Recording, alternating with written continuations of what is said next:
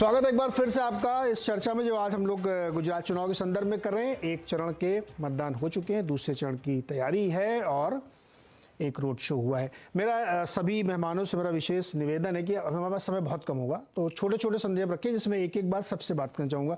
मैं प्रेम कुमार जी आपसे शुरू करना चाहता हूँ। प्रेम कुमार जी, आप बताइए पूरी परिस्थिति का निचोड़ क्या निकल रहा है? निचोड़ यह है कि चुनाव बहुत दिलचस्प है और पहले चरण की तरह दूसरे चरण में भी ये कहा नहीं जा सकेगा कि फाइनली क्या होने वाला है।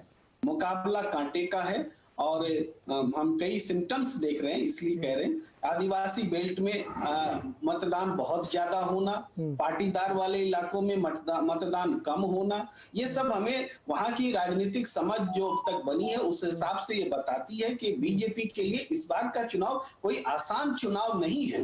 पहले भले अभी आपको चुनाव प्रचार के 2 दिन बचे, 2 दिन हल्ला कर लीजिए कि हम जीत रहे हैं, लेकिन 8 दिसंबर को जब आएंगे हो सकता है जीत जाए, लेकिन आसान चुनाव नहीं है, ये मैं कह रहा हूँ।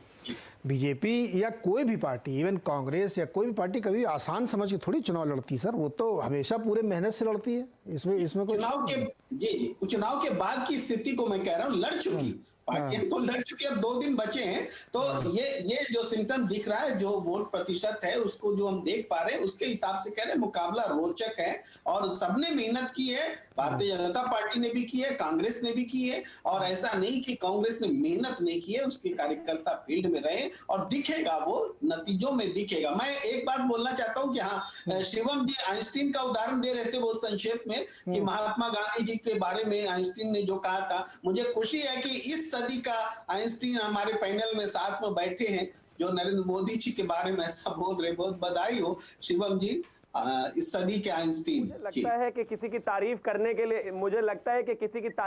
के लिए अगर आइंस्टीन ही होना पड़े तो माफ कीजिए, अब तक तो आप कम से कम 50-60 बार आइंस्टीन बन चुके होते, जिस तरीके से आप तारीफों की माला फेरते हैं। दूसरी बात यह भी है कि आपने जो कहा कि बीजेपी के लिए मुश्किल है, आपने ये तो कह दिया, लेकिन आपने एक वक्तव्य में एक चीज बहुत क्लियर कर दी कि बाकी के जो 2 है ना, वो टॉप 3 में भी जगह नहीं बना पा रहे, यानी कि आम आदमी और कांग्रेस की कहानी खत्म है, बीजेपी के लिए मुश्किल है, आपने ऐसा कहा। तो ये भी बीजेपी के लिए बेहतर ही है।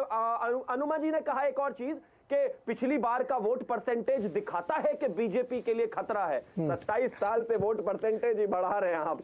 मैं दुआ करता हूं कि अगले 70 साल और